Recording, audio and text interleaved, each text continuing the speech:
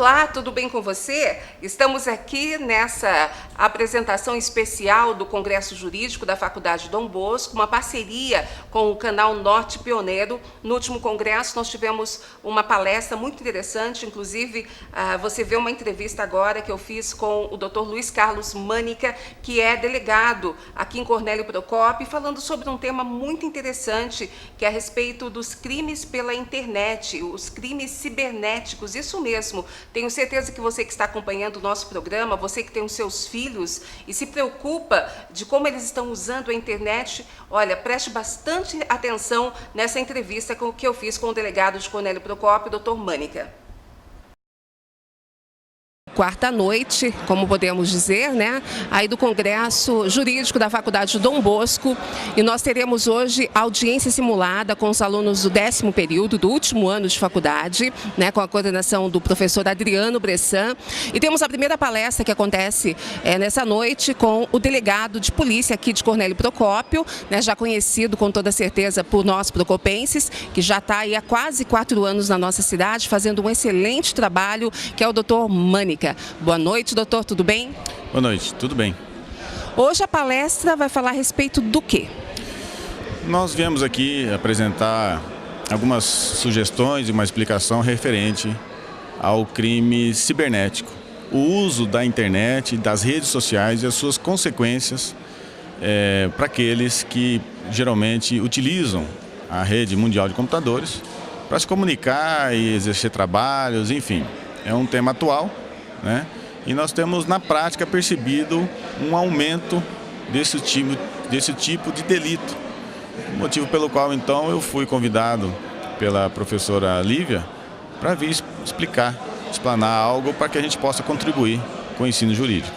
Doutor Mani, que tipo de crime que pode ser cometido pela internet?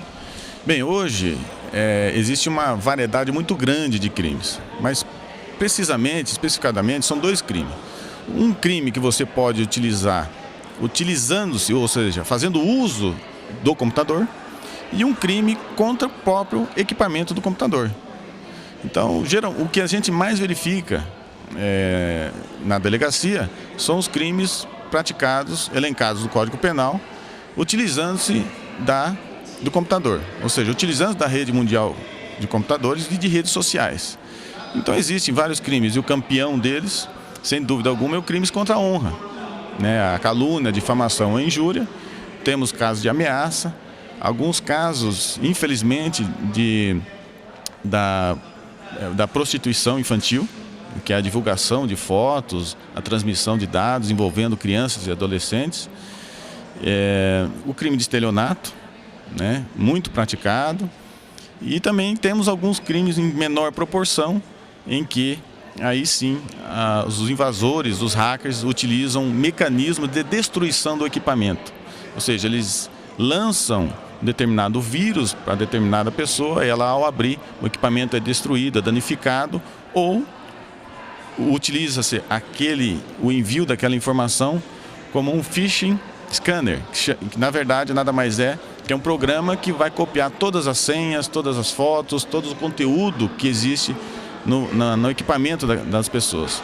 Então, praticamente, o crime é de grande variedade, de grande complexidade, porém, se resume a esses 2 casos. A pessoa pratica crimes elencados no Código Penal utilizando-se do computador, ou se não, o hacker utiliza de mecanismo de destruição ou de invasão da privacidade e de documentos da pessoa através de um software.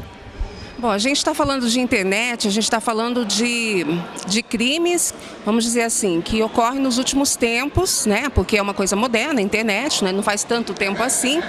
Mas como que vocês, tem uma legislação já falando sobre isso? Como que vocês conseguem ajudar aquela pessoa que está passando por essa situação? Olha, a principal ajuda que a polícia, inclusive, um dos motivos de estar aqui hoje é a prevenção. Né? Nós não podemos banalizar o uso da rede social, nós não podemos banalizar as nossas informações que são lançadas no mundo virtual, porque o mundo virtual não se restringe a algumas cidades ou alguns estados.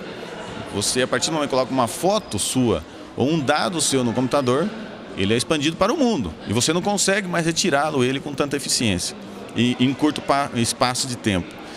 Então, a preocupação nossa, primeira, é com o aspecto preventivo, ou seja, o uso racional, equilibrado e de bom senso da rede social e dos trabalhos que eventualmente possam ser realizados. E, no segundo plano, falhando esse bom senso, aplique-se à parte criminal e à parte civil, eventualmente, de uma indenização. Quando se refere à parte criminal, nós temos uma lei recente que acabou recebendo o nome de uma atriz, que é a Caroline Dickmann, e recebeu esse nome porque justamente naquela época ela foi vítima de pessoas que invadiram os seus dados pessoais, o seu computador, e publicaram na rede social fotos dela, fotos íntimas. Isso então já vinha sendo no Congresso Nacional discutido alguns crimes, alguma lei para inserir como crime no Código Penal, e com essa possibilidade acelerou e criou-se essa lei, denominada Lei Carolina Dickmann.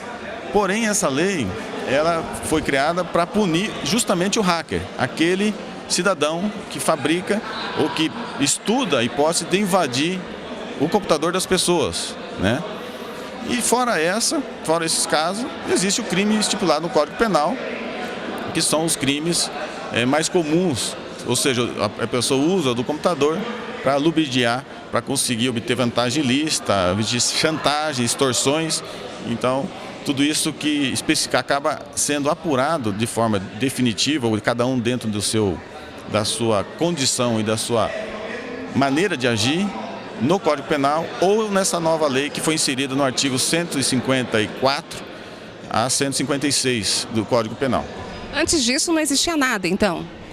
Não, existiam alguns dispositivos que falava-se, sim, de alguns dispositivos de quebra de sigilos de segurança, mas especificamente punindo aqueles que provocassem ou que causassem, ou até aqueles que promovem a venda desses dispositivos ilícitos, que seriam os vírus, não existia.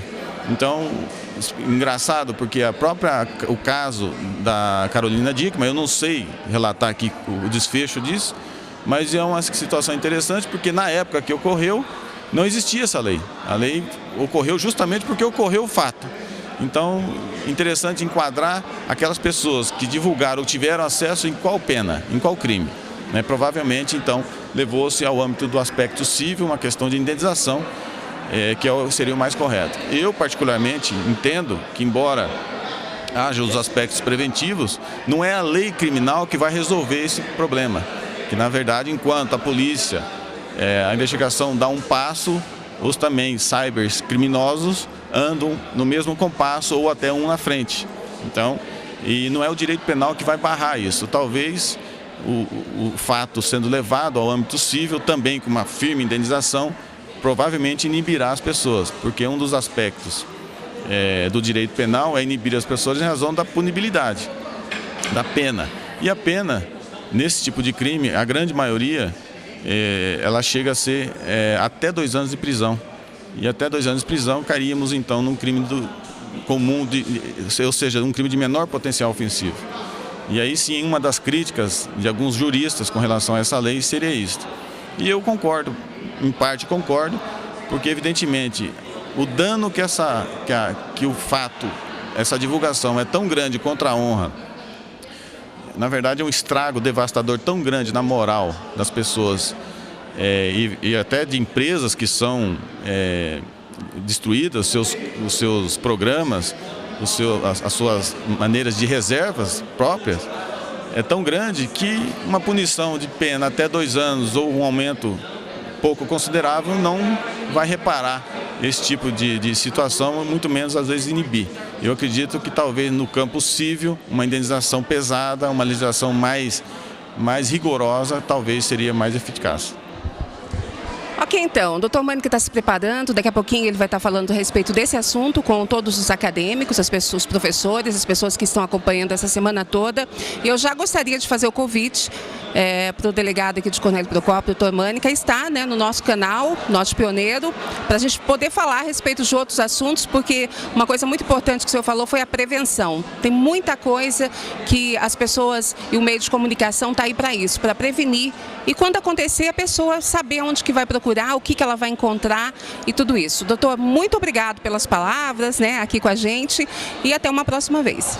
Obrigado, eu que agradeço a oportunidade de estar aqui. Na verdade, eu estou substituindo um professor que acabou faltando no seu dia de explanação, então eu fui pego meio de surpresa, mas é uma honra para mim, é uma oportunidade da minha pessoa como representante da segurança pública e da polícia e uma obrigação no sentido de prevenir e esclarecer as pessoas, principalmente os estudantes, que futuramente serão exímios advogados, juízes, promotores e delegados de polícia, ter ao menos uma noção e o conhecimento que a prevenção às vezes é muito mais importante do que a própria apuração do crime. Ok, então, a gente acompanha agora, daqui a pouquinho também, a audiência com os alunos do 10º período e o nosso canal, com a nossa programação, está aí para isso mesmo. Canal CNP TV, a TV ao alcance de todos.